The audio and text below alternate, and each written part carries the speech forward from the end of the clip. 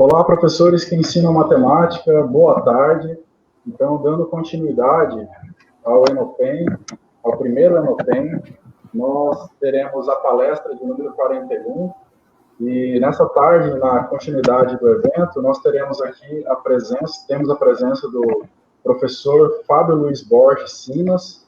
O professor Fábio é professor na Universidade Federal do Estado do Rio de Janeiro, a Unirio, desde 2009, doutor em Geometria Riemanniana pelo INPE em 2012, e atualmente é diretor da Escola de Matemática da Unirio, e coordenador do projeto Livro Aberto de Matemática, e trabalha nas áreas de matemática, trabalha com os livros didáticos para a educação básica. Então, nessa tarde, o professor vai palestrar, né, o título da sua palestra é o papel do livro didático na prática do professor de matemática e a contribuição do livro aberto de matemática. Professor, fique à vontade para nos trazer aquilo que você propõe e planejou para esse evento. E eu digo a todos que estão participando conosco, aqui no estado do Mato Grosso, em todo o Brasil, todas as regiões que têm participado conosco, que vocês vão mandando aí pelo Facebook perguntas, dúvidas a respeito da palestra do professor Fábio. Então, à medida que vocês forem mandando, nós vamos ali selecionando essas perguntas para que nós possamos, ao final da palestra, ter essa dinâmica de perguntas e respostas, comentários. E eu gostaria também de pedir a vocês que colocassem ali no Facebook o seu nome, a cidade de onde você está falando e o seu estado, tá bom? Então, boa palestra a todos e nós continuamos, então, com as palestras do Enopen. Obrigado, Júnior, pela apresentação. O meu Lattes está desatualizado, eu já não estou mais na direção da Escola de Matemática da Unirio, faz poucas semanas. Um sossego a mais, foi um trabalho bem duro ao longo de vários anos, foram 5 anos. Mas hoje eu estou aqui para falar do Livro Aberto de Matemática. Isso é uma iniciativa que começou em 2016, com o projeto de frações, Nessa época a gente ainda não tinha esse patrocínio aqui que está mostrando aí da Fundação Itaú Social, mas o projeto nasceu dentro do INPA, é um projeto do INPA, na verdade do braço do INPA na educação básica, que é a UBMEP.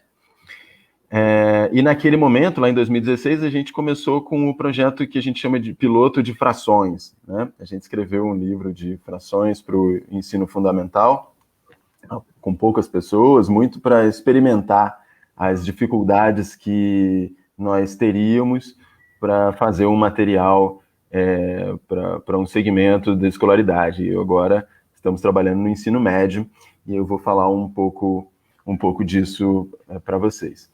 Então, eu acho que de início vale a pena falar um pouco sobre as características principais do projeto.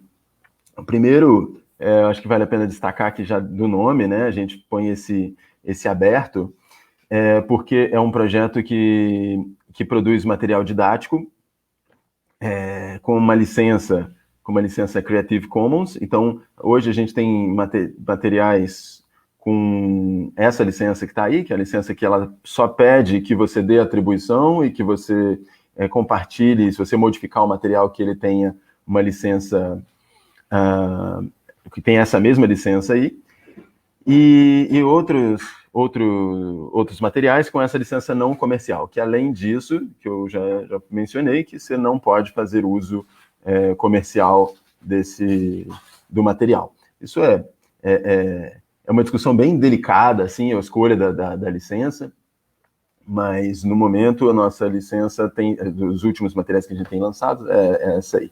É uma licença que permite e estimula a modificação e o compartilhamento do material, entendendo que a gente está falando de recursos educacionais, então ele deve ter uma política de propriedade bastante diferenciada, vendo a educação como um bem comum. Outra característica do projeto é que eu ilustrei como reconhecer a pesquisa científica, é que a gente somos um grupo de professores pensando em como levar a educação matemática, a pesquisa de qualidade em educação matemática para a sala de aula.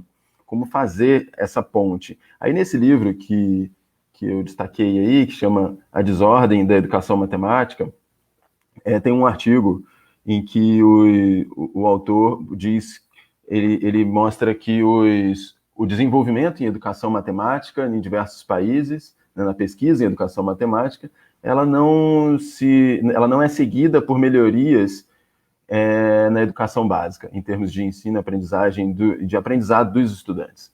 Isso é estranho, né? Porque você pensa, bem, para que serve a educação matemática se não tem como objetivo final a melhoria no aprendizado dos estudantes?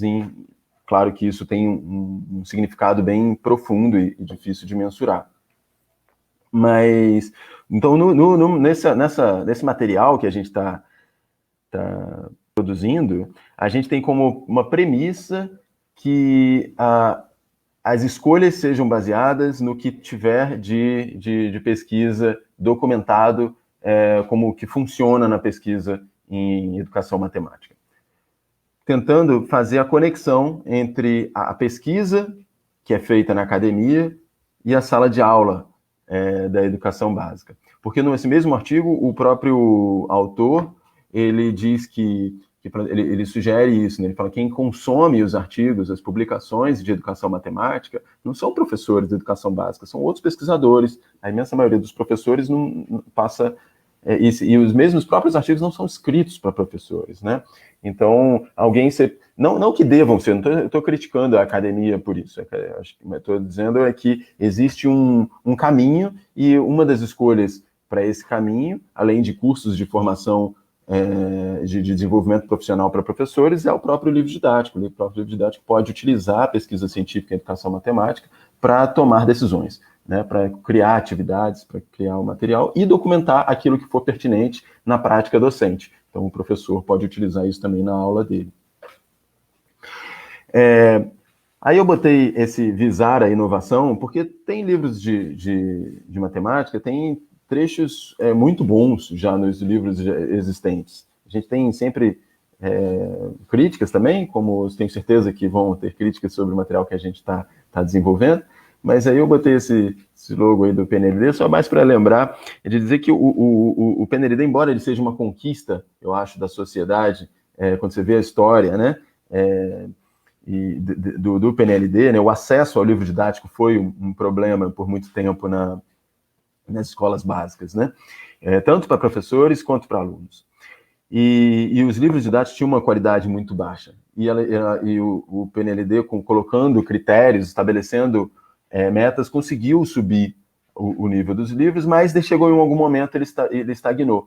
E o PNLD, uma coisa que ele não faz é estimular a inovação, né? Ele acabou dando um certo empurrão na qualidade dos livros, isso foi muito bom, mas imagina, se você tem um livro, se você tem uma editora e tem um livro que já está aprovado no PNLD, você não vai querer modificar muito esse material para a próxima edição, porque se você modificar muito, você vai ter o risco de não ser aprovado. O edital é a cada 3 anos, então isso gera um risco que geralmente numa empresa não quer correr. E mesmo a empresa que não está participando, ela também deveria pensar 2 vezes em falar assim, olha, os materiais que estão lá são bem parecidos entre eles, por que eu vou propor uma coisa muito diferente, dado que eu preciso da aprovação do material no edital? Então, se certo, você modificar, gera um risco, né? Então, esse risco então é nesse sentido que eu digo que o PNLD ele acaba não contribuindo para a inovação do material didático. E aí, nesse sentido, a gente, nesse projeto, a gente está construindo uma plataforma, na verdade, estamos na 3ª versão dessa plataforma digital, com o objetivo para divulgar o material, que o professor possa ir lá e fazer os comentários dele acerca do material, que o professor possa até mesmo modificar o material e fazer uma versão dele. Ele fala assim, quem nunca viu um trechozinho do livro didático e fala, puxa, esse trecho está legal, mas eu prefiro a minha aula. Quando eu dou aula sem o livro, esse trecho aí fica melhor. Então, uma plataforma que viabilize e torne isso fácil, porque hoje isso é bastante difícil, né? Você conseguir que o professor modifique. Imagina, o professor achou um erro no livro didático, ele tem uma contribuição para dar, hoje o caminho é até o autor e até a publicação de uma nova versão com aquela alteração é impraticável. Então, para uma iniciativa que dependa, que definitivamente isso depende de um monte de dinheiro, porque depende de um monte de gente trabalhando e dedicada, algumas pessoas dedicadas quase que exclusivamente a isso. Né? E para você romper esse ciclo vicioso das editoras privadas, você precisa de uma instituição, de preferência do setor público, que não tenha interesses comerciais. E é aí que entrou o INPA, justamente contribuindo com a iniciativa e com o financiamento. A gente conseguiu o financiamento da Fundação Itaú Social para a etapa do ensino médio por meio do INPA. A plataforma, deixa eu voltar aqui. A plataforma também pretende estimular o protagonismo do professor na medida que o professor vai poder modificar a versão que ele quer utilizar com os alunos, salvar lá a própria versão dele e, eventualmente, mandar o PDF ou mandar o HTML para os alunos, e os alunos vão poder acessar a versão do livro aberto de matemática que foi modificado pelo professor dele. A gente entende isso também como algo que coloca, que reposiciona o livro didático na sala de aula. Hoje em dia, os professores, pesquisas mostram, né, que os professores de matemática são mais dependentes do livro didático do que professores de outras áreas. E muitas vezes, e tem uma pesquisa especialmente interessante que foi feita com material didático produzido pela Universidade de Chicago, nos Estados Unidos, que mostra que professores utilizam estratégias de ensino diferentes quando eles usam livros didáticos diferentes. Então, isso é bastante chocante, né? O mesmo professor, e aí essa pesquisa foi feita em termos do tempo que o professor gasta com determinadas atividades ou com determinados processos, né? Como com organização da turma em grupos, ou com tempo dedicado a equipamentos, a tecnologia, ou o tempo que ele gasta fazendo exemplos, a ordem que ele passa o conteúdo. Então, quer dizer, o livro didático importa, e importa para o que o professor faz na sala de aula, né? E, consequentemente, a gente acredita que... Na verdade, tem um outro estudo também que mostra como ele impacta diretamente pelo menos ele se correlaciona muito positivamente com o desempenho dos alunos em exames padronizados. Um estudo feito em Israel, muito bacana, mas não vou me aprofundar muito nisso, não. E a gente tenta sempre contribuir também com a formação do professor. A gente tem um material destinado ao professor, que é feito em paralelo, e a gente tenta colocar ele bem pertinho do material do aluno e com orientações bem pensadas e provenientes da pesquisa científica. Então, vamos seguir, mostrar um pouquinho do projeto, depois eu queria mostrar um pouco de atividades, de como a gente tem desenvolvido, e eu acho que, especialmente professores de educação básica, talvez vão gostar mais dessa parte final. Então, a gente está fazendo 7 módulos didáticos, vão ser feitos em versão impressa e versão digital, então tem as duas versões, abordando as 43 habilidades da BNCC para o ensino médio.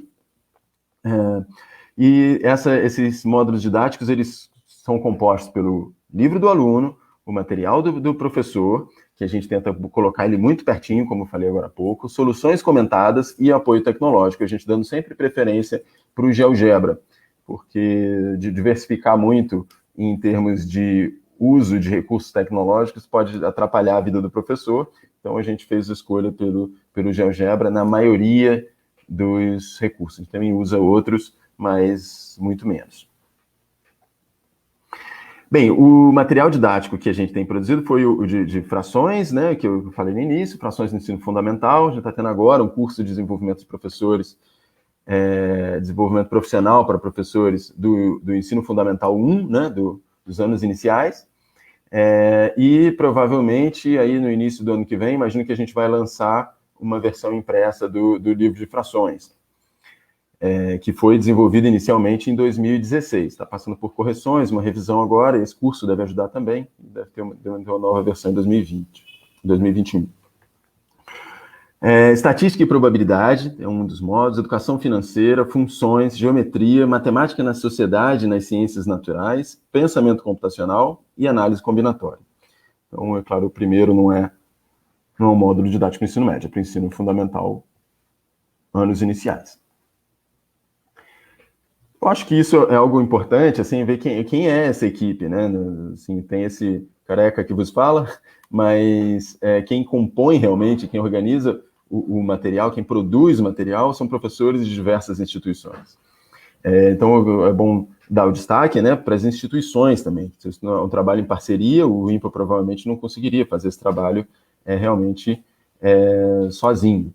Então, ele tem parceria com a Universidade Federal Fluminense, a Unirio, a Universidade Federal do Rio Grande do Sul, a FRJ e por aí vai. Então, são muitas instituições, a maioria públicas, de ensino superior e de ensino básico. Ainda falando da equipe, né, a gente tem 19 professores da escola básica, 26 professores universitários. Aí tem uma interseção, a gente tem um total de 34 elaboradores, autores, né, e então tem uma interseção entre esses números aí, 19 mais 26 dá mais do que 34. E uma coisa bacana é que a gente, desses 34 autores, eles estão espalhados, claro, concentrados muito mais no Rio de Janeiro, mas estão espalhados em 4 regiões administrativas do Brasil, e isso eu acho um luxo, tenho muito orgulho disso, embora a gente só tenha um autorzinho no Nordeste, e um no Centro-Oeste, e o resto concentrado no Centro-Sul do Brasil, isso é região Sudeste e Sul. Então, a gente desenvolveu muitas oficinas, foram até agora 32 oficinas para professores, em todas as regiões administrativas, com alunos da educação básica, com diversos professores alcançados, eles são nosso objetivo principal. A gente tem participado sempre do programa de aperfeiçoamento de professores de matemática do ensino médio, né, o PAPMEN, que vocês devem, imagino que todo mundo conheça, mas bem, é um projeto do INPA, que acontece em janeiro e julho de cada ano, geralmente nas férias escolares, e lá no INPA, e é transmitido ao vivo para todo o Brasil. Ele chega a ter 5.000 acessos simultâneos, está quase tão forte aí quanto o ENOPEM. E a gente tem sempre um dia no PAPMEN, desde janeiro de 2018, exceto agora em julho, que não aconteceu o evento devido à pandemia do novo coronavírus. A gente sempre tenta esse material durante o processo de elaboração, a gente faz cursos de desenvolvimento profissional de professores de educação básica, a gente já aconteceu o de estatística e probabilidade no ano passado, esse ano de educação financeira e de ensino de frações. Então, esse ano a gente terminou a elaboração do material do ensino médio, mas o material ainda precisa de muitos refinos, isso vai acontecer ao longo do próximo ano, e esses cursos, então, devem ser o principal foco agora, porque esses cursos servem muito para você ver como o professor reage ao material didático e como os alunos, como o material didático funciona na sala de aula, com alunos de verdade, né? Porque antes disso a gente faz oficinas onde os alunos são professores da educação básica, então é um público muito seleto, e quem implementa o material também é o próprio conjunto de autores, quer dizer, você tem uma dificuldade de comunicação da leitura para a interpretação dele na sala de aula muito, muito pequena, dado que é o próprio quem escreveu que está ministrando. Então, acho que esses cursos têm um papel importantíssimo, então estão passando por uma nova etapa, vamos passar para um novo começo, onde esses cursos vão ser o principal foco do projeto Livro Aberto de Matemática. E nesses cursos, como eu falei, os professores são convidados, né, os professores participantes, eles são convidados a implementar o material na sala de aula e, eventualmente, eles fazem escolhas, fazem modificações e a gente tenta absorver essas modificações, entender, colocar os professores para trabalharem entre eles, em conjunto, né?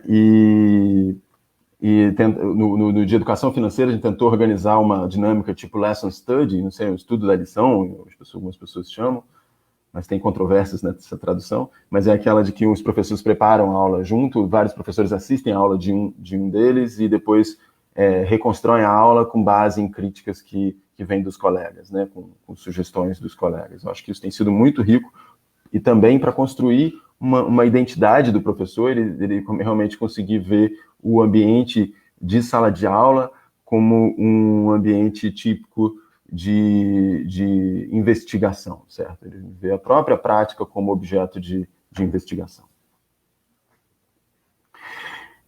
Bem, eu gosto muito desse slide, acho que foi o Humberto que organizou esse slide numa palestra que a gente deu junto. A gente, de um lado, a gente tem as universidades, a pesquisa e os textos acadêmicos, né, a pesquisa científica, e do outro a gente tem a escola, a sala de aula da educação básica e os livros didáticos, que são escritos, muitas vezes, usando até um pouco da pesquisa dos textos que vêm dos textos acadêmicos, mas isso não fica claro, muitas vezes, para o professor. Ou mesmo ele simplesmente vem seguindo uma trajetória de muitos anos sem se preocupar em modificar e muitas vezes não é atualizado com o que há de mais recente na pesquisa científica. Então, de um lado, o material é apresentado sem explicitar como a pesquisa é utilizada, e de outro, o material é apresentado com muitos detalhes técnicos e fica inacessível em termos de tempo e de objetivos na educação básica. E aí o que a gente tenta fazer é essa ponte aí, usando por meio do livro didático e do manual do professor. A gente sempre tem dúvida quanto qual é o melhor nome para isso aí, mas por enquanto está aí, manual do professor. Então, para ilustrar, vamos apresentar dois tópicos de pesquisa em educação matemática. Um é a semiótica, outro é a metacognição. Então, Duvaldi, que para você entende, o aprendizado se dá quando você consegue se movimentar entre as diversas representações. Então, aí a gente tem meio representado de diversas formas, né? E a metacognição é quando o entendimento sobre o próprio aprendizado, como você aprende, né? E o porquê você aprende, né? Então, esse metacognição está Bem, já vou falar mais de metacognição, vamos falar primeiro da representação e da semiótica. Né? Na base da BNCC, tema do evento, tem esse trecho, olha, com base nos recentes documentos curriculares, a BNCC leva em conta que os diferentes campos que compõem a matemática reúnem um conjunto de ideias fundamentais que produzem articulações entre eles. E as ideias fundamentais ele lista como equivalência, ordem, proporcionalidade, interdependência, representação, variação e aproximação. Então tá lá, representação. Então esse aqui para dar um exemplo sobre como essa pesquisa chega na sala de aula, né? Na metacognição, esse aí é um modelo pentagonal do currículo de matemática de Singapura, um dos top PISA, né, da avaliação que acontece com alunos de 15 anos a cada 3 anos. O Singapura quase sempre vai lá na frente. E no currículo deles está lá, ó, eles baseiam a coisa em resolução de problemas, e uma das 5 frentes é a metacognição. Vamos dar uma olhada como isso se materializa no material didático. Aqui está uns recortes de uma atividade do capítulo de vetores, que é um capítulo opcional na BNCC do ensino médio. E aí você mostra várias situações em que a gente tem flechas, né? Tem setas, E a pergunta é, toda seta é vetor? Quer dizer, essa seta que representa um vetor, essa seta que representa um vetor, a gente vai tentar discutir um pouco essas questões de matemática, da representação, com um estudante da educação básica. Hoje, o estudante do ensino médio, ele consegue ter esse tipo de discussão aqui. Então, vamos lá. Aí você espera que, com o aluno, o professor discuta, de fato, bem, vamos lá. Se a gente quer saber se isso é um vetor, a gente primeiro pergunta o que é um vetor. Fala assim, bem, um vetor, ele fica totalmente determinado, ele é caracterizado, ele é definido por módulo, direção e sentido. Aí você fala assim, bem, essa setinha indica módulo, direção e sentido? Fala assim, não, ela só indica um sentido, né? Ou uma direção e sentido.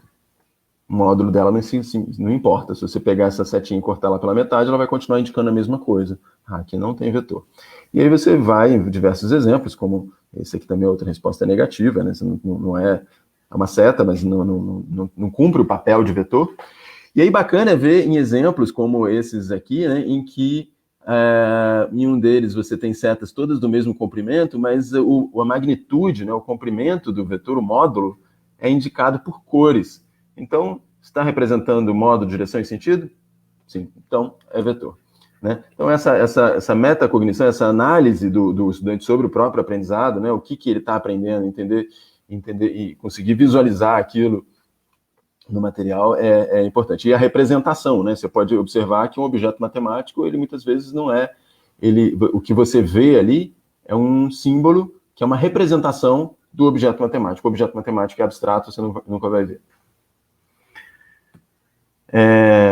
Do mesmo modo, essa é uma atividade do capítulo que trata de projeções ortogonais e representações em perspectiva, que depois que enquanto a gente estava escrevendo o material, né, isso é de autoria do professor Humberto Bortolossi com a professora Laila Crissáfida, os dois da Universidade Federal Fluminense, a habilidade da BNCC mudou, a gente estava na BNCC ainda preliminar, né, e ela mudou para o ensino fundamental 2. Mas a primeira parte é basicamente focada na semiótica, e aí a pergunta é, o que você vê nessa cena? Você representa isso de maneira mais fiel possível. E aí tem lá, na atividade, o professor deve chegar com alguns objetos, né, alguns sólidos, e posicionar para um grupo de alunos, pedir para eles desenharem. Tá vendo? Em princípio, a matemática, a gente até deixa ela um pouquinho de lado, vamos focar na representação, para despertar para o aluno esse tipo de pensamento. Representação ainda, olha lá, você tem várias representações de um lobo, e qual delas melhor representa um lobo? E aí, em discussões, em oficinas, né, você chega à conclusão de que depende, né? A discussão geralmente caminha para aí. Depende do uso que eu vou fazer dessa representação. Então, pode ser a mais fiel, né, essa figura A, pode ser que mais parece um lobo, pode ser simplesmente a palavra lobo, dependendo do contexto. Você fala, puxa, é melhor deixar o próprio interlocutor interpretar isso, ou se você está num livro infantil, etc., essa coisa pode ter representações melhores do que outras. Ainda na representação, tem essa brincadeira, né, que eu falo assim, ganha um prêmio quem vier ao quadro e desenhar um ponto. Assim, porque... E aí você pode oferecer lá R$100 para a turma, e porque é aquela história, né? Você nunca vai ter realmente um ponto, você tem uma representação de um ponto, que você desenha sempre ser uma figura que tem área, sei lá, até volume, se você quiser. Então, esse tipo de discussão sobre a representação aparece. Uma outra ilustração de como a pesquisa científica pode ser bem representada no material didático com essa aqui, olha só. Segundo Heisenberg, os estudantes têm uma forte tendência para pensar em funções algebricamente em vez de visualmente. Mesmo que a visualização possa ser extremamente útil. Então, o estudante, quando você fala em funções, muitas vezes eles pensam na lei, eles pensam na continha e não focam tanto no gráfico. E aí a gente volta para Duval, né? Lembra? Ele fala assim, o aluno vai ter entendido a coisa quando ele consegue transitar tranquilamente por diversas representações e, de preferência, converter de uma para outra. Então, olha que bacana a atividade que o pessoal da equipe do módulo de funções colocou. Isso eu acho que, se não me engano, nem sei se essa atividade é realmente de autoria deles. Pode ser uma atividade que estava num artigo científico. Está vendo novamente a pesquisa científica se materializando na sala de aula para resolver um problema que é apontado também pela literatura, né? Quer dizer, os alunos focam na parte algébrica e não dão a ênfase necessária à visualização. Então, se fosse presencial, né, eu daria um tempo para vocês resolverem, mas vamos tentar discutir juntos aqui. Associe cada uma das situações apresentadas a seguir a um dos gráficos dados abaixo. Explique a sua escolha e escreva em cada um dos eixos o que eles representam. Então, aí tem várias, eu selecionei 2 só, mas aí uma das situações é essa aí. Após um concerto, houve um grande silêncio. Então, uma pessoa na plateia começou a aplaudir. Gradualmente, as pessoas à sua volta também começaram a aplaudir, de forma que, rapidamente, todos estavam aplaudindo. Então, você descreve uma situação, não tem nada de matemática no primeiro momento, você quer que o aluno veja a matemática aí, quer dizer, qual o gráfico, tá vendo? E os eixos não estão indicados, né? Você não sabe o que representa cada um dos eixos. O estudante vai ter que dizer isso. Sem lei, só imagem. Né? Então, alguém podia dizer, falar assim, sei lá, o tempo correndo e a intensidade sonora, né? Você costuma ser a campeã, assim. E aí você fala assim, opa, se for esse aqui parece que o som está diminuindo, não é esse o objetivo, né? Que o som está aumentando linearmente. Acho que não é bem por aí. Então, de início, houve um silêncio, houve um grande silêncio. Então, se houve um grande silêncio no início, imagina que no início você tem intensidade sonora 0, tempo passando, e aqui, pum. Aí aqui começou uma pessoa a aplaudir e de repente estava todo mundo aplaudindo, será? Assim, mas no final ele falou que estavam todos aplaudindo. Quando todos aplaudindo, você tem de uma situação de intensidade sonora constante. Então deve ser algo parecido com isso, olha. No início tem silêncio, alguém começa a aplaudir devagar, de repente começa todo mundo a aplaudir e a intensidade sonora no final fica parecendo constante. Essa é uma escolha, né? Então você pode ver a matemática como algo aberto, né, a discussões e não algo fechado. Ela depende de interpretações, né? Quando você tem uma situação dessa, você quer descrevê-la precisamente usando matemática, você tem escolhas a fazer e a gente tenta mostrar um pouco dessas escolhas para o estudante. Outra situação é a seguinte: os preços estão agora subindo mais lentamente do que em qualquer época dos últimos 5 anos. Então, os preços estão subindo, então você imagina que alguém podia escolher, é aberto também, tem gente que escolhe coisas diferentes e também podem estar corretas, desde que a explicação esteja coerente com a escolha. Mas você pode também escolher o eixo X como sendo o tempo e o eixo Y como sendo os preços, né? Então, os preços estão subindo. Você imagina que você espera um gráfico crescente, né? Um gráfico de uma função crescente. Esse não, esse talvez. Mas ele está falando que estão subindo mais lentamente do que em qualquer época nos últimos 5 anos. Então, a educação básica geralmente não se fala geralmente não se fala de segunda derivada, né? Que é o que tem por trás quando você fala de um crescimento com tendência a decrescer, né? Com tendência a parar de crescer. Ou seja, você está falando basicamente concavidade para baixo, algo assim, né? Isso é uma oportunidade de discutir esse tipo de coisa também, sem lei, simplesmente tratando e mostrando a matemática como algo aberto e que não necessariamente tem contas envolvidas o tempo inteiro. Pessoal, se quiserem interromper, fazer perguntas, fiquem à vontade, viu? Estou caminhando aqui no...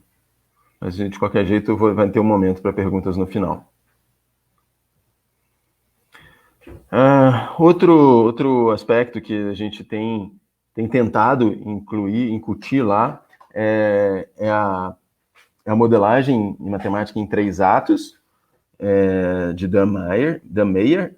Esse cara é o criador do Desmos, né, um aplicativo que está aí frente a páreo duro aí com GeoGebra em termos de qualidade para fins educacionais.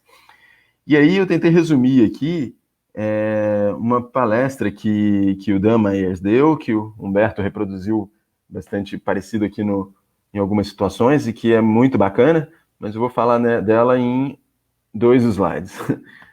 Vamos lá.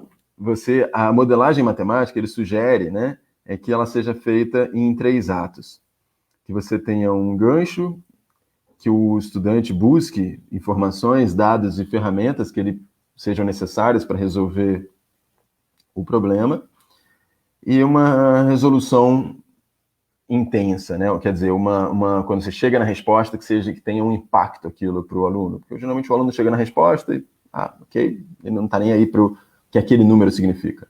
Então, você tenta, um terceiro ato tenta dar atenção a isso, e no final é você ter uma atividade extra na manga que você possa permitir que os estudantes que terminaram primeiro continuem seguindo. Mas vamos ver isso um pouco. Eu achei bacana essa analogia. Olha só, o gancho, então, seria, você tem de início, imagina Star Wars, lá a cena, acho que, se não me engano, esse aqui é Star Wars 4, a cena inicial, um cruzador imperial atirando numa navezinha, como Spielberg segue esses 3 atos aqui nos filmes dele, né?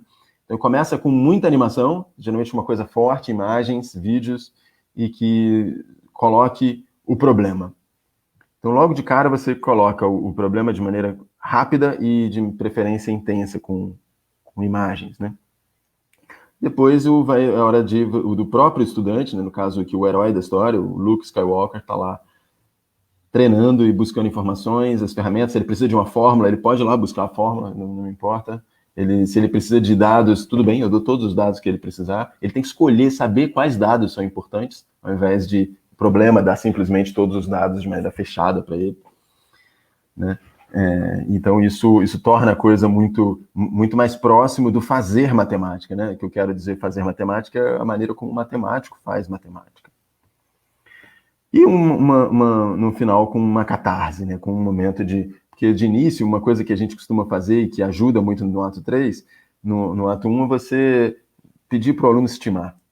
Então eu vou dar um exemplo para vocês, porque quando ele estima aqui no início, quando ele chuta, ele dá um palpite, ele começa, de preferência, se você registra o palpite dele do lado do nome dele no quadro, ele, quando chega no momento da catarse, quer dizer, você acabou de terminar a coisa, se você conseguir uma imagem também para mostrar o final da atividade, ele está bastante comprometido com aquilo que foi feito lá em cima, quer dizer, o nome dele está lá, né?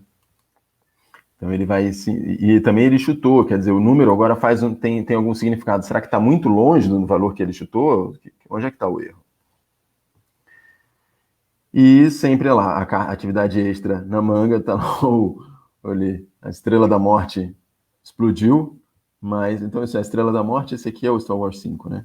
Mas, então, e tá lá o Darth Vader não morreu, vai ter uma continuação, né? Então, um exemplo é o capítulo de medidas em geometria espacial. Não é a versão que está no site, mas esse aqui é uma versão nova que vai sair. Estou dando uma palhinha para vocês. Começa com uma atividade assim. Quanto pesa 1 metro cúbico de areia? A gente está falando com alunos do início do ensino médio. Esses alunos já têm eles já têm noção do que é volume, já sabem que é metro cúbico, pelo menos de maneira intuitiva. E aí, logo de cara, a gente pergunta quanto pesa 1 metro cúbico. Então, eu estou relacionando peso com... E dou uma imagem e não digo mais nada. Então, ele pode procurar... ele pode dar um chute, você pede para ele se comprometer.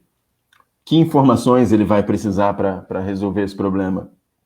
A gente dá todas as informações que ele pedir. Pode pesquisar? Pode pesquisar.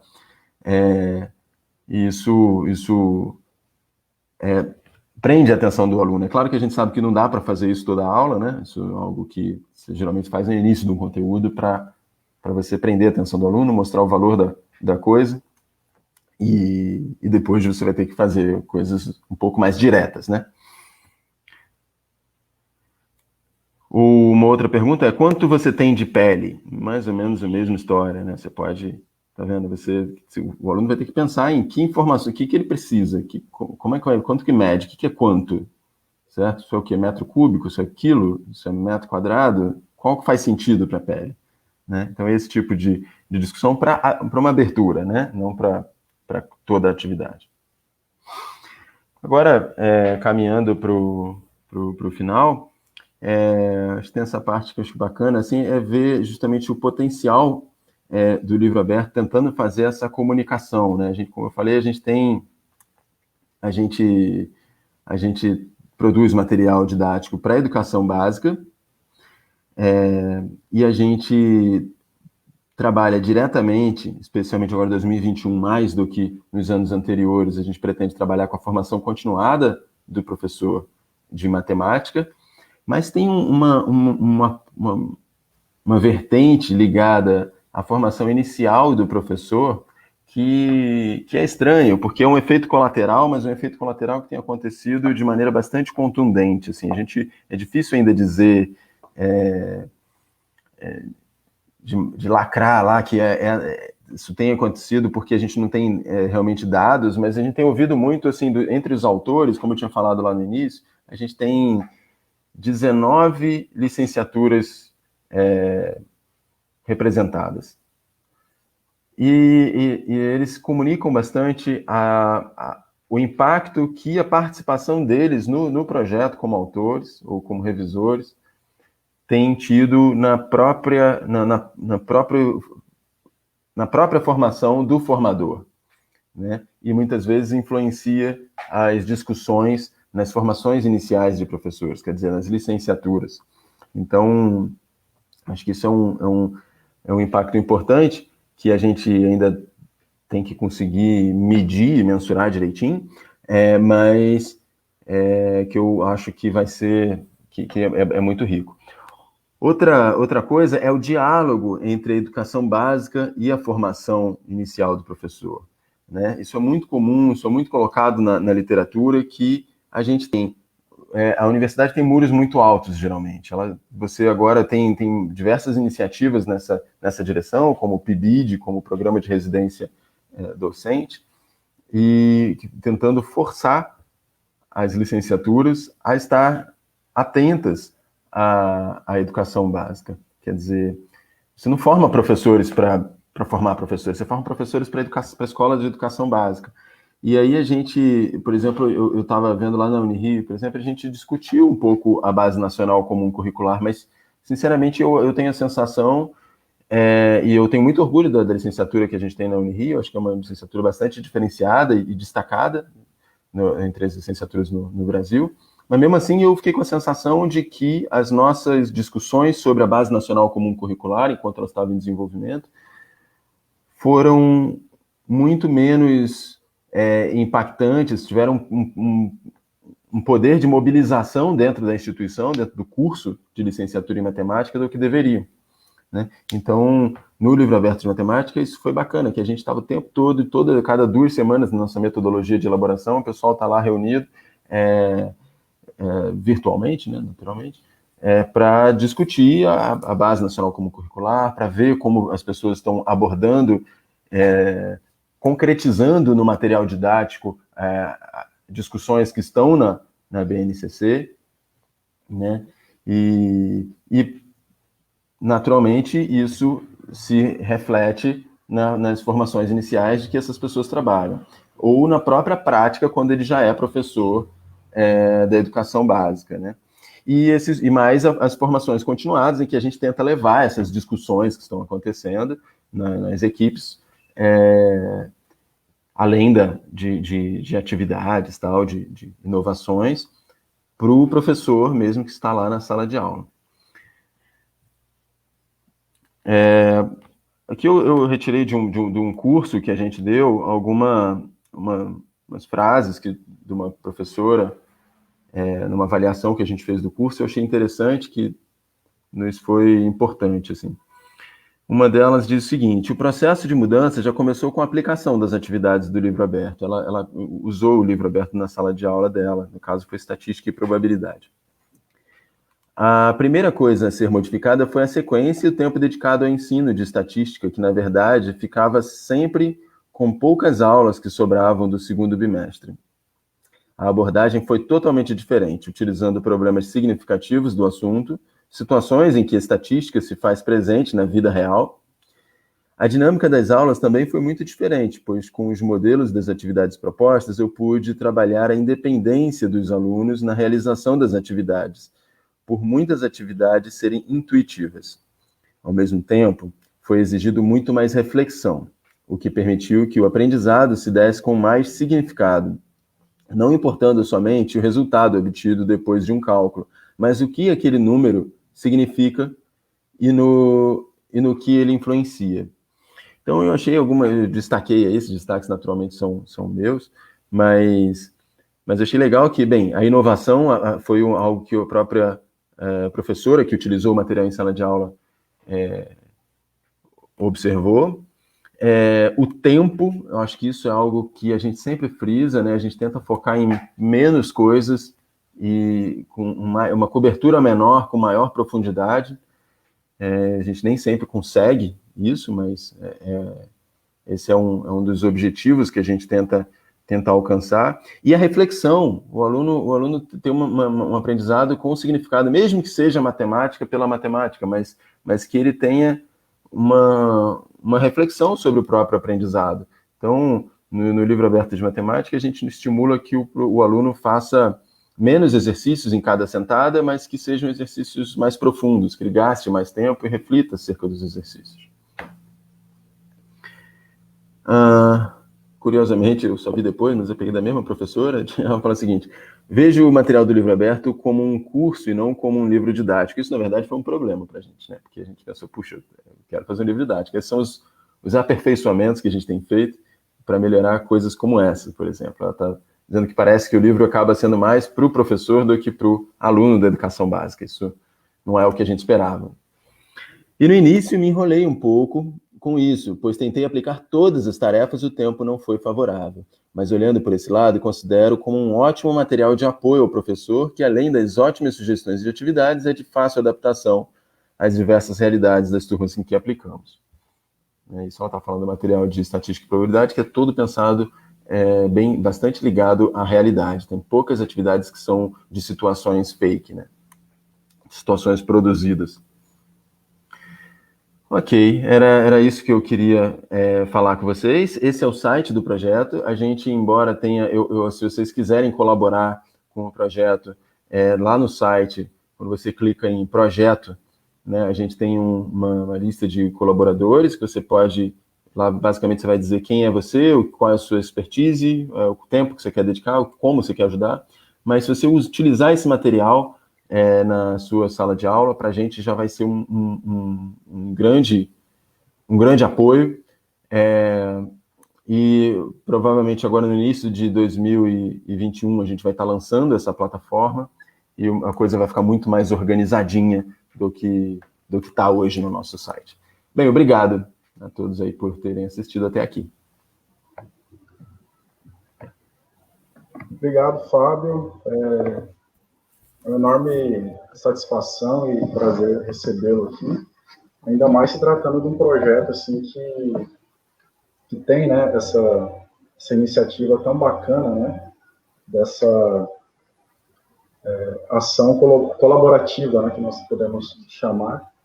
E uma pergunta, né, que talvez possa ser colocada, né, essa participação do professor, esse cadastro, né, uma vez ele se colocando como um parceiro, né, no projeto, em que medida, né, que ele pode ser, né, ali uma pessoa que vai poder contribuir, ou seja, beneficiar no material que já existe ou alterar algo ali dentro, como que funciona esse trâmite, né? O professor está trabalhando em sala de aula com um livro aberto, um determinado conteúdo, e ele teve um insight de um outro exercício ou de outra coisa que pode ser colocada. Como que é esse trâmite? Bem, no cadastro de colaboradores, o que ele vai se colocar à disposição para a gente chamar, né? Então, De início, a gente sempre fala, olha, uma coisa que você pode fazer é você fazer uma leitura crítica do material, enviar para a gente ou implementar em sala de aula e contar para a gente como isso se deu. Hoje, se o professor quiser fazer uma dessas ações, ele vai poder fazer isso individualmente e mandar para a gente por e-mail, simplesmente. Na plataforma que a gente está desenvolvendo, ele vai poder fazer comentários no próprio material e contribuir para outros professores. Então, a ideia nossa é que o cara vai usar o material, ele abriu lá no site e ele está vendo o material na plataforma, ele fala, poxa, eu quero fazer essa atividade. E aí embaixo, se já tem alguns professores falando, olha, eu só consegui que essa atividade fosse bem sucedida quando eu coloquei esse item aqui antes. Ou, olha, os alunos tiveram dificuldade para entender tal palavra. Olha, eu precisei projetar um gráfico, senão os alunos não rolou. Entendeu? Isso tudo ajuda a gente a melhorar o material e também a outros professores que venham utilizar aquele material, né? Então a plataforma vai servir de meio para isso. Na verdade, já está na terceira edição. Né? A primeira edição a gente utilizou só para frações, ela tinha muitos comentários e tal. Na segunda ela ficou um pouco difícil de utilizar, por isso que a gente está fazendo essa terceira.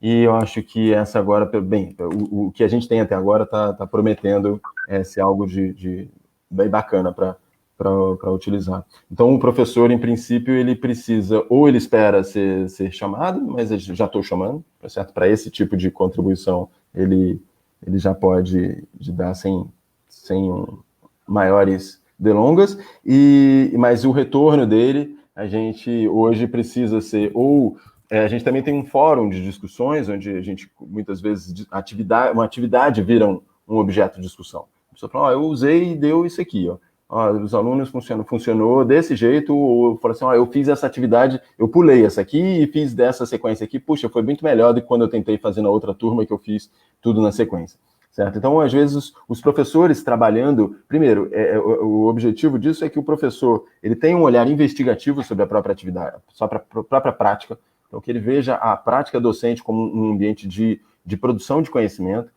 e que os professores trabalhem em conjunto, quer dizer, que você consiga compartilhar com outros professores as suas experiências de sala de aula. Não só as bem-sucedidas, mas também as que não foram bem-sucedidas. Isso às vezes ajuda alguém a não cometer aquele mesmo erro, né?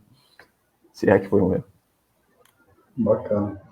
E assim, né, no projeto, né, vocês têm alguma previsão de inclusão ou de percepção de regionalidades em relação a elaboração dos exercícios, né? Porque, assim, provavelmente essas alterações, né, que você descreveu, elas acabam ocorrendo de uma turma para outra ou de uma escola para outra, né? E talvez elas tenham uma leitura diferenciada quando você vai fazê-la em determinadas regiões do Brasil. Então, talvez para um contexto do norte do país, uma questão não faça tanto sentido quanto para o Nordeste ou para o Sudeste, enfim. Tem essa preocupação ou, por enquanto, ainda não tem essa... Isso. A ideia de um material aberto é justamente que você favoreça esse tipo de modificação, né?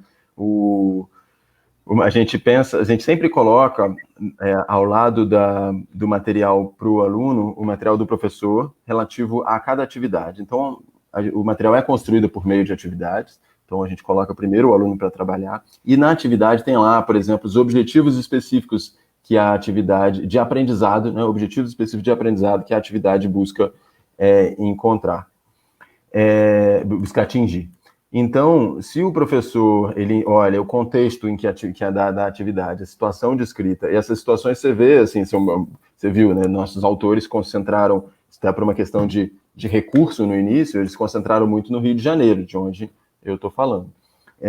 Então, os contextos são muito contextos dessa região.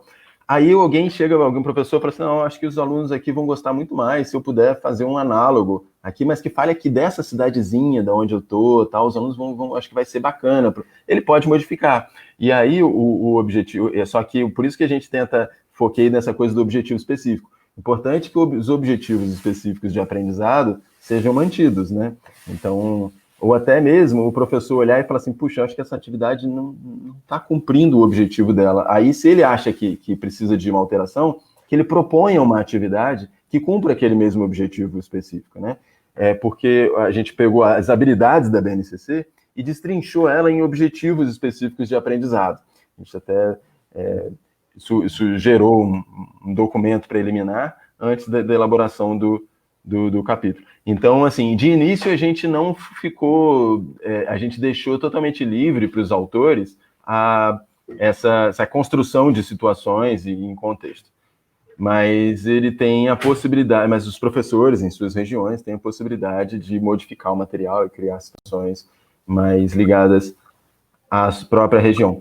O que eu costumo falar é que, e encorajar, né, é que esse projeto, até a plataforma, quando ela estiver redondinha, eu acho que ela vai servir bastante para outras disciplinas, né? Que matemática, ela ainda não mas eu acho que está ficando cada vez mais algo mais circunstancial, que tem a ver com a realidade do estudante ali no dia a dia. Mas imagina uma disciplina tipo história com um livro aberto. O professor poder chegar e falar assim, puxa, desse trecho da história do Brasil, a nossa cidade, aqui uma cidadezinha vizinha aqui, teve um papel importante nisso aí, e não é falado no livro que foi escrito para o Brasil inteiro. Então, às vezes, ele poder chegar lá e falar assim, eu vou botar aqui um recorte, né, que eu sei que está aqui para os meus alunos. Entendeu? Imagina você ter isso em diversas regiões do Brasil. O ensino de história vai ser um ensino muito mais circunstancial. Imagina português, respeitando as regionalidades, né? Literatura. Puxa, eu acho que tem um potencial até maior do que em matemática quando você trabalha com outras disciplinas. Bacana. E uma outra pergunta, Fábio, que surge, com certeza, né, você mencionou aí a discussão que teve, né, e você até colocou que acredita que deveria ser um pouquinho melhor ou maior no sentido da compreensão da BNCC, e eu acredito que todas as licenciaturas pelo Brasil, né, estão fazendo essa discussão porque isso vai ser, digamos, o orientativo para a formação de professores, né? Sendo a favor, sendo contra, assim, vai ser, né? É uma lei, então está aí colocada, né? Sendo o corpo docente contra ou a favor, ela está posta. E nesse sentido, assim, a gente identifica, né, na BNCC algumas, assim, talvez lacunas, né, que versam sobre conhecimentos que nós tínhamos anteriormente, né, em outras direções do conteúdo de matemática, né. E aí eu te pergunto assim, como o livro aberto, né, você já falou agora há pouco que ele está seguindo as habilidades, né, da BNCC, e tem algumas, vamos colocar assim, conteúdos ou partes de conteúdos que não foram contemplados, né, nessa lei, nesse conjunto das habilidades ali. Será possível um livro aberto, né, no livro aberto, fazer essa inserção, ou seja, colocar um pouco mais do que é previsto, ou o objetivo é só colocar o que tem na BNCC? A gente primeiro focou nas habilidades da Base Nacional Comum Curricular, justamente pelo que você falou. É lei, assim, não tem essa coisa. Eu acho que a discussão agora, para quem discorda da BNCC, não deve ser mais o discordar, né? Deve ser como vamos fazer um bom uso disso, né? Porque senão a gente vai ficar parado no tempo e os pobres professores na escola não vão ter a discussão e a formação que eles precisam. A gente inicialmente focou nas habilidades da BNCC, como a gente brincava em vários momentos que a gente estava com um alvo móvel, porque a gente começou a elaborar o material didático do ensino médio em 2017, com mais ênfase no meados de 2017, quando começou o apoio financeiro da Fundação Itaú Social. E aí a BNCC só foi sair no final de 2018. Então, Teve algum material que a gente produziu e que depois saiu a nova versão e não estava mais lá, ou estava diferente. Então, esses materiais vão acabar sendo um conteúdo adicional e extra. Mas, inicialmente, a primeira versão do material já deu bastante trabalho, restringindo as habilidades que estão na BNCC. Mas, é claro, o material é aberto, ele está aberto a novas... e a gente também tem muito... isso, essa é uma discussão que a gente sempre foca muito, que é... Então, a gente acho que não tem muita matemática para ensinar os alunos. Então, eu acho que a gente muitas vezes, você quer encher muito o currículo, o aluno acaba tendo... Você vê, o aluno passa, sei lá, 12 anos na escola... E ele não... E o que ele lembra, sabe? O que ele... Como o Rubem Alves dizia, né? Fala assim, o que sobra depois que você joga a água do macarrão fora? O que fica? É isso que é o aprendizado. Então, depois, 5 anos depois, sei lá, quando o aluno termina o ensino médio, o que ele lembra? Sabe? O que é aquilo? O que ficou realmente? O que modificou a maneira dele de pensar e de interagir com o mundo? Então, a gente acha que muito mais a matemática devia ser focada numa maneira de fazer e de pensar do que realmente em conteúdos. Então, por isso que a gente pensa, é melhor fazer menos, mais profundo e mais focado no pensamento matemático, na forma de fazer do matemático, do que realmente ficar olhando um monte de conteúdo matemático, porque isso o aluno aprende, isso não tem problema. Se ele aprendeu as bases bem, ele consegue desenvolver mais rápido, né? Quem trabalha em formação de professores, né, que trabalha nos primeiros períodos, você vê isso muito claro. Você fala, puxa, os alunos, eles vêm direto do ensino médio com coisas muito memorizadas e sem entender os porquês, ou não lembra mais nada, e aí você tem que ensinar tudo de novo. Aí você fala, puxa, o que aconteceu? O que aconteceu naquele período escolar, né? Você fala assim, puxa, é muito tempo, dá para fazer muita coisa, só que se você ficar fazendo um monte de coisa com 2 dedos de profundidade, talvez o que vai ficar no final vai ser quase nada. Eu vou selecionar algumas perguntas aqui, Fábio, e aí eu vou colocando aqui para a gente poder responder. A primeira aqui é do Bruno Freitas. No módulo de educação financeira, há menções sobre sistemas de amortização? Sim, tem, assim, eu sou coordenador do projeto, mas eu não tenho noção clara de todos os detalhes de todo o material. Mas, sim, essa pergunta eu posso responder, sim, tá? E, se eu não me engano, está no site esse material, foi revisado recentemente. O curso de educação financeira terminou faz 2, 3 semanas. O professor Ivail Muniz. Sim, então, a resposta é essa. Próxima. Do Rogério Galois. Se não me engano, o professor Fábio Sima já ministrou uma aula no Papimem falando sobre o livro aberto. Se afirmativo, poderia indicar a todos para assistir esta aula? Não acompanhei essa palestra desde o início, não sei se já comentou, assistirei em outro momento. Agradecemos pela palestra.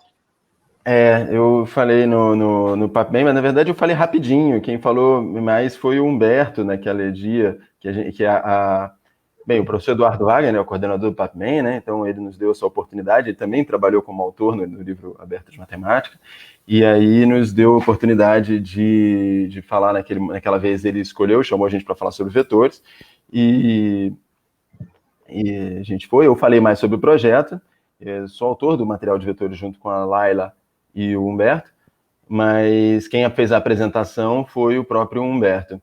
Então eu falei mais ou menos o que eu falei aqui, né? Só que aqui eu falei de maneira expandida. Sobre os vídeos do Papimem que falam do livro aberto de matemática, estão todos no YouTube. Então você tem todas aquelas apresentações lá, acho que são 5, talvez sejam 6, sei lá. Em vezes que a gente foi, não eu especificamente, eu fui uma vez, mas a gente tem...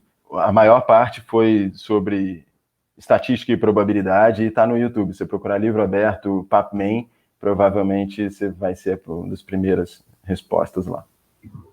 Bacana. Vou colocar mais uma aqui.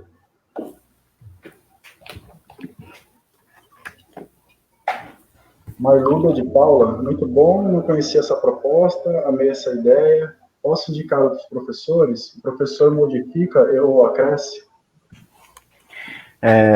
Sim, por favor. Esse é o nosso plano. E eu costumo dizer que esse projeto só vai fazer sentido, realmente, só vou poder dizer que esse projeto é bem sucedido se ele for abraçado pela comunidade de professores que ensinam matemática, né? Então, a gente precisa, é claro que a gente tem uma influência importante nisso aí, por exemplo, essa plataforma Me Tira o Sono, eu preciso que ela esteja pronta, porque ela é uma ferramenta importante para a contribuição, né? Para que as pessoas realmente possam contribuir. Tem gente que reclama, fala, puxa, eu me inscrevi aqui, quero ajudar mais, como é que eu faço para estar aí mais perto do pessoal? A gente tenta criar meios, e a gente até está aberto a outras visões aí, se o pessoal tiver, mas sim, a gente gostaria de poder ter realmente uma comunidade, porque assim, tem várias iniciativas de se criar comunidades de prática, e pessoas interessadas no mesmo assunto, tentando, discutindo e compartilhando experiências que tem. Então, se você fizer isso só que você simplesmente criar um ambiente que favoreça a coisa, geralmente isso não funciona tão bem. Mas aí, quando você tem um material, certo? Algo que a pessoa vai lá, ela usa o material, no caso, o material didático, e aí ela já está lá por um motivo, é natural que ela possa compartilhar informações, mas elas precisam estar lá. E aí a plataforma tem esse papel de centralizar a coisa. Como o GeoGebra, por exemplo. O GeoGebra te fornece um aplicativo sólido, e aí as pessoas, por causa do aplicativo, elas compartilham o material didático lá na plataforma do GeoGebra, e todo mundo, e a comunidade cresce junto, né? Bacana. Vou colocar aqui um comentário, e a proposta do livro aberto é genial, é da própria Marlúbia, de Paula, para realizar ações de compartilhamento, isso é algo inovador. Aí dentro desse comentário, Fábio, gostaria de fazer duas perguntas, na verdade. A primeira como que vocês estão pensando na ampliação, no sentido de vocês divulgarem, né? Porque, assim, o que eu tenho entendido é que vocês têm divulgado, principalmente no PAPNEM, né, que é uma concentração, vamos colocar, grande de professores de matemática pelo Brasil, fazendo ali uma formação continuada, né, que dura uma semana. Mas, assim, vocês têm pensado em uma amplitude, ou seja, divulgar mais para que mais pessoas participem? Vai ser a partir desse portal? Como que vocês estão pensando? A primeira. E a segunda, né? Vocês estão fazendo algo inovador, como a Marlúbia disse, e isso, de certa forma, vai de encontro às grandes editoras que produzem materiais aí aos montes, né, aos milhões aí, né, a esse movimento das editoras que é milionário, que a gente sabe, né, que recebe dinheiro do governo federal, governos estaduais. Vocês sofreram algum tipo de, eu não digo ameaça, mas de sedução, digamos assim, de editoras ou de conjunto de editoras? Então, são essas duas perguntas. Assim, a gente sempre discute isso, né? Realmente a gente mexe Mas, assim, a coisa está muito no início. Eu acho que, tudo bem, a gente já tem 4 anos de ensino médio produzindo material didático, mas o material didático ele demora um pouco a se... Imagino que as próprias editoras sabem disso, né? Eu acho que foi o Bigode que escreveu um artigo, e ele falando que, olha, essencialmente eu escrevi uma coleção a minha vida toda, certo? Porque mudou de nome várias vezes, mas a coisa ele vai refinando e ela vai ganhando uma forma melhor ao longo do tempo. Então, eu imagino que as editoras não estão tão ligadas para a gente, não. A gente já teve de profissionais, né, pessoas que trabalham com a gente, sendo cantadas para trabalhar com editoras. Mas está dentro das regras do jogo, não dá para a gente fazer. Por exemplo, a gente tem um orçamento desse tamaninho. A gente não...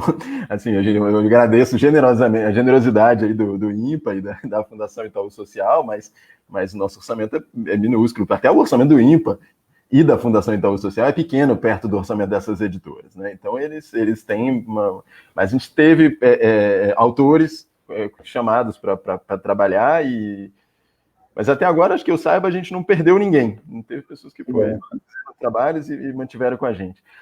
Agora, você tinha falado outra coisa no início que eu perdi um pouco. Início da pergunta. Foi uma sobre as editoras. Sobre escala, você estava falando sobre como fazer divulgação e tal.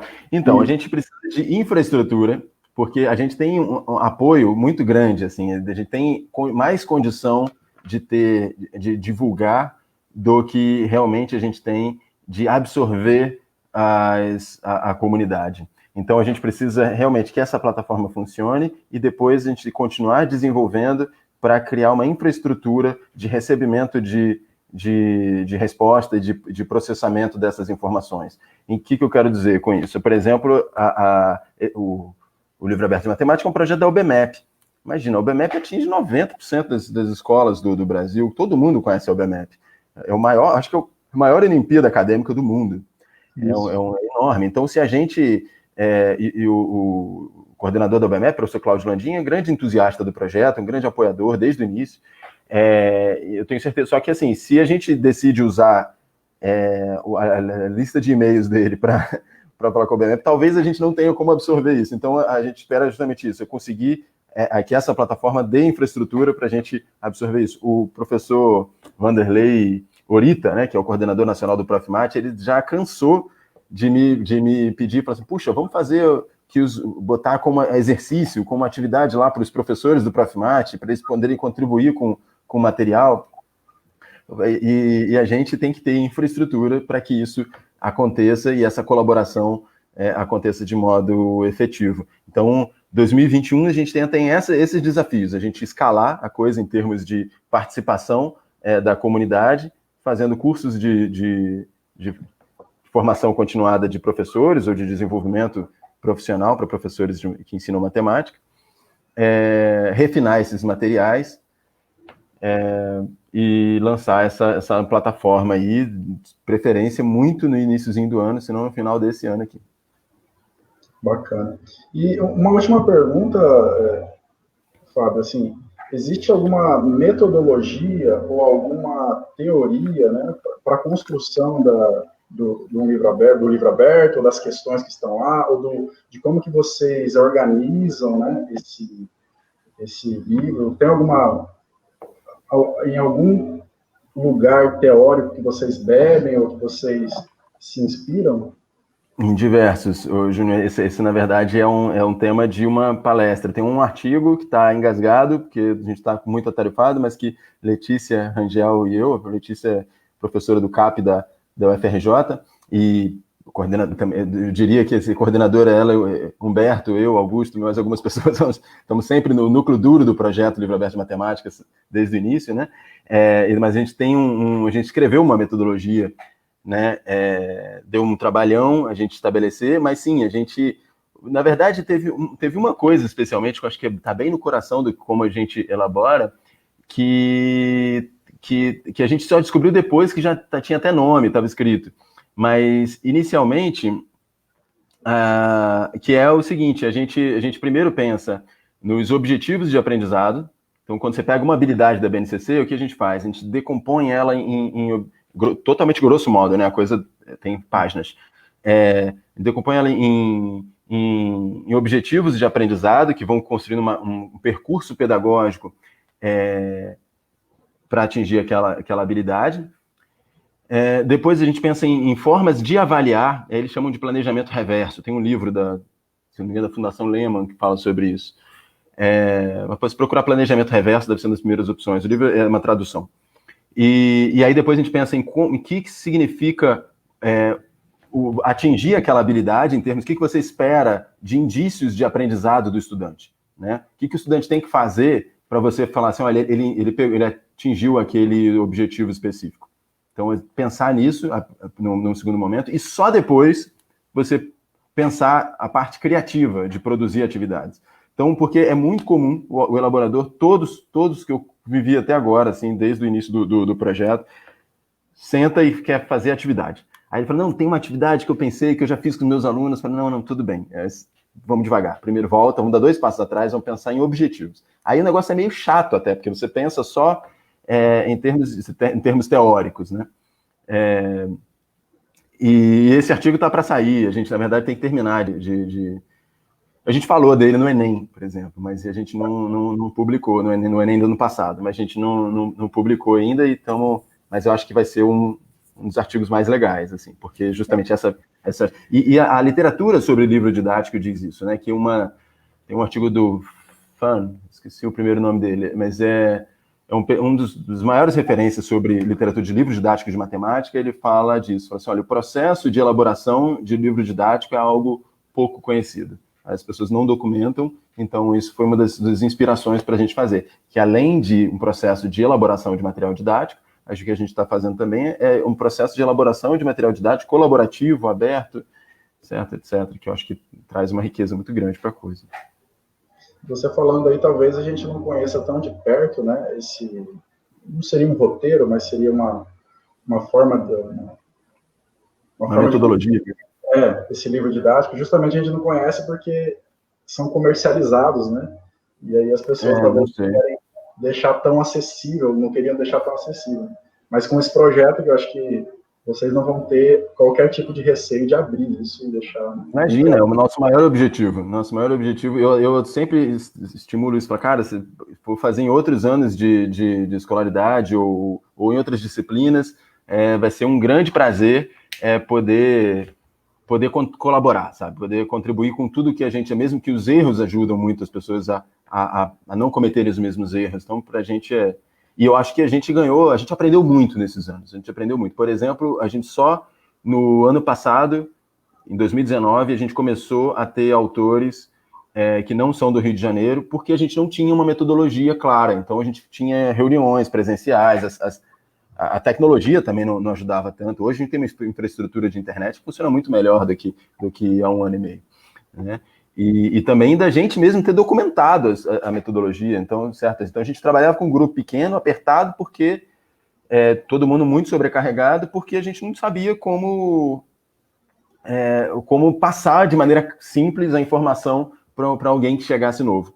E hoje em dia a gente tem. Então acho que a gente aprendeu muito nesse processo. A gente ganhou maturidade mesmo, como equipe, assim, e hoje tem um maior orgulho dessa equipe, porque a galera é muito forte, assim, a gente tem uma equipe muito boa, pessoas de muitos lugares, pessoas renomadas, como vocês ouviram aí. Bacana. Então, eu quero novamente agradecer você, Fábio, obrigado pela sua palestra, obrigado por ter aceitado o convite, e, assim, é muito bom saber, né, que nós temos esse projeto que vai, né, fazer esse movimento colaborativo no país, e que bom saber que está vindo aí essa plataforma, que com certeza vai fazer com que professores de todas as regiões participem, né, se cadastrem lá e possam contribuir com essa construção. E principalmente, né, depois, os professores poderem usar esse material em sala, né? E eu acredito que ele vai melhorando à medida que cada professor for usando em sua região, em sua escola. Exatamente. E inserindo ali, né, as suas experiências e as mudanças que forem necessárias, né? Então, nós agradecemos muito a sua participação, o grupo, né, que está organizando o Enopen, em nome do grupo, eu agradeço a sua participação aqui, a palestra. Com certeza, todas as pessoas que estão aqui online, nos assistindo em Mato Grosso e pelo Brasil, né, com certeza vão olhar, né, diferente, ou aqueles que conheceram agora vão poder acessar aí o site, né, do Livro Aberto e poder conhecer mais de perto esse projeto e, quem sabe, colaborar, como você disse, né, e você colocou aí, para como a pessoa pode fazer parte da equipe. Então, muito obrigado, e se você quiser falar algumas palavras, por favor. Muito rápido, Júnior.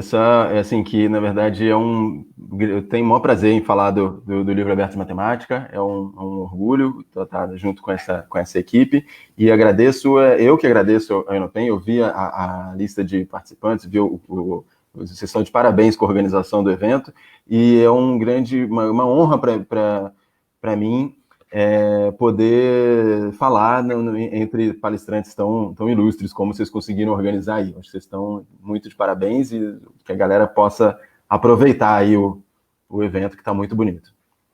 Obrigado, agradeço a você. E a vocês que estão participando em todo o Brasil, Mato Grosso, todo o Brasil, continue com a gente. Nós teremos mais palestras daqui a pouco, com diversos temas. Nós teremos palestras amanhã, então continue com a gente durante a semana, que tem muita coisa bacana aí para nós assistirmos e aprendermos juntos. Muito obrigado e até mais. Até mais.